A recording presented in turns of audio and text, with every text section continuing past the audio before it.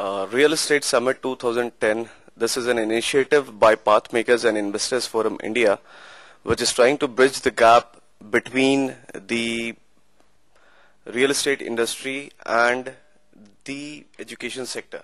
Now, what we are trying to do is basically bring about a change in this industry, bring about new students, train them for the challenges in this industry so that they can perform well in this industry, make a good career out of this industry, and at the same time giving good skill sets to them so that they become employable enough and they get placed into the real estate industry, which has a huge requirement for professional skilled people in this industry.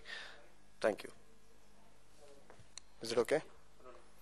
Okay, I think it's a very big initiative which we all have taken, the Investor Forum India along with the Pathmakers. So this is an initiative where, as we discussed this morning, that it's a need-based industry. So what we can do is that whatever professionals which we have, all around, when we talk about the UP Technical University or other professionals as well, which are there in the, the existing professionals in this industry. So if you make it a little structured, I think it's a big, opportunity for all of us to bank upon. So the best part is that we have people from the real estate industry itself and the professional people who are in the education sector. So I think if we make the most of it, we can actually achieve the best out of it. Yeah.